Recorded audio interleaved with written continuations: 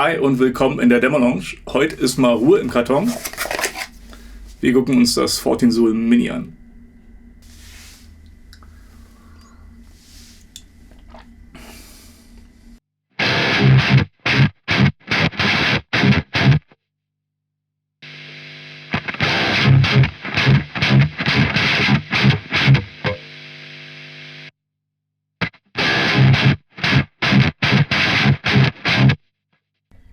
Fourteen Amplification sind seit 2008 in der Branche und haben sich zuerst einen Namen gemacht mit Modifikationen von Amps. 2012 wurden sie von Randall Amplifiers unter Vertrag genommen als Designberater für 4 Jahre. Und das Resultat waren dann zum Beispiel der Satan oder England Signature, KH103, Kirk Hammett Signature, Scott Ian, George Lynch haben Signature-Verstärker bekommen. Es gibt die Diavolo und die Thrasher-Serie und dann noch mehrere Pedale und Solid-State Amplifiers.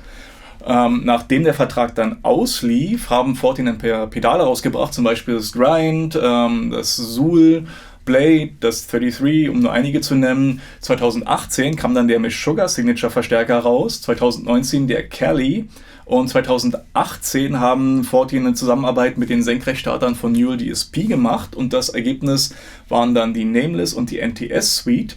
Und der Nameless ist basierend auf dem Meshuggah Amp, der NTS auf dem Nates und das sind wirklich sehr geile Plugins. 2020 haben Fourteen dann den Sigil und den Jason Frankhauser Signature Evil Pumpkin rausgebracht und das Hexdrive Pedal. Das Fourteen Zool hat den Ruf, das beste Noise Gate Pedal für Metal und besonders für abgehackte Passagen und Djent zu sein. Vielleicht kurz zum Namen.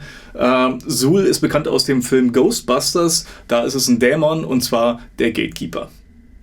Okay, dann schauen wir uns das doch mal aus der Nähe an. Auffällig auf jeden Fall das Fourteen-typische Design, sehr cool und man weiß auch sofort, wer die Zielgruppe ist. Hier der Eingang 9 bis 12 Volt, dann haben wir den An- und Ausknopf, hier den Threshold bzw. Grenzwertregler und in dem Fall ist es die Lautstärke, ab welcher das Gate auf bzw. zumacht. Auf der rechten Seite ist der Eingang für Audio und der sogenannte Key-Eingang, dazu noch mehr später. Hier ist ein kleiner Wahlschalter, bei dem man nochmal den Threshold bzw. die Bandbreite ändert, um unterschiedliche Eingangslautstärken zu kompensieren. Auf der linken Seite ist dann der Ausgang. Das Pedal ist True Bypass und wie alle Fourteen-Produkte made in USA.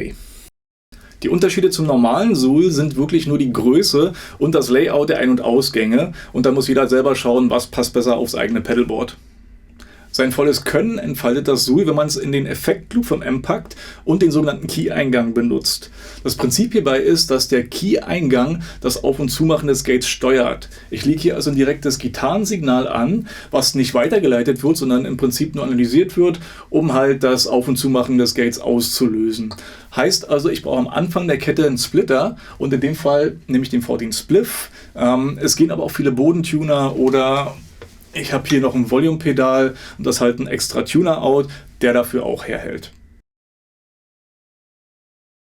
Die Gitarre geht also in den Input vom Splitter, dann ein Ausgang geht in den Key-Eingang vom Zool, der andere Ausgang vom Splitter geht weiter in den Verstärker, beziehungsweise hier erstmal noch in den Blade und dann geht es zum Verstärker weiter.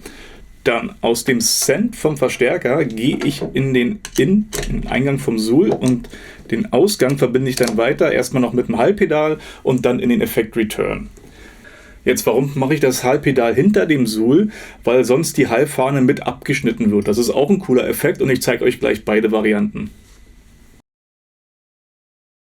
Okay, also hier die normale Variante. Jetzt mit Hall.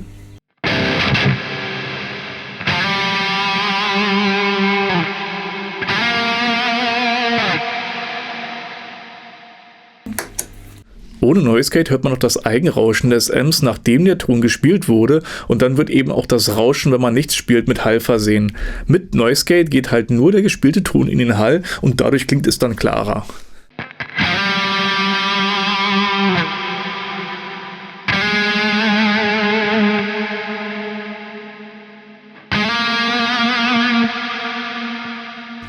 Somit.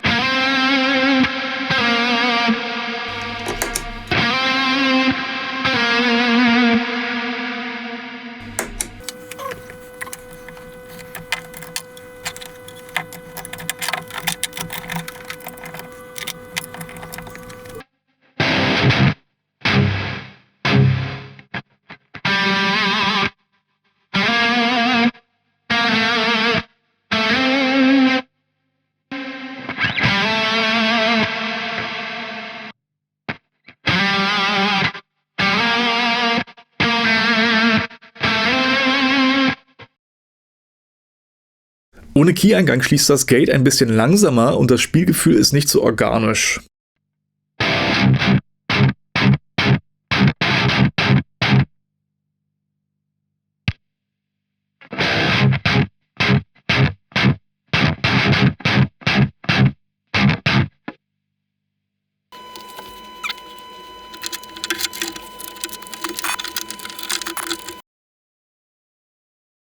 Mit dem Suhl vor dem Amp hört man immer noch das Eigenrauschen des Amps.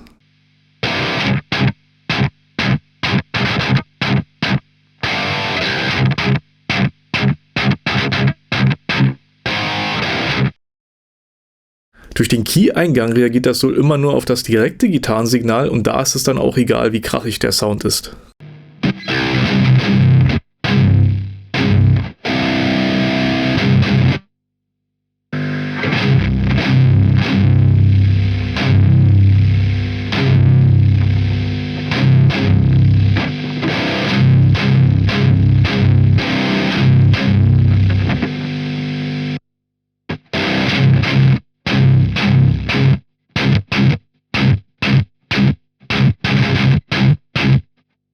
Okay, ich hoffe, ihr habt einen guten Eindruck bekommen können, wie man das Suhl einsetzt und anschließt.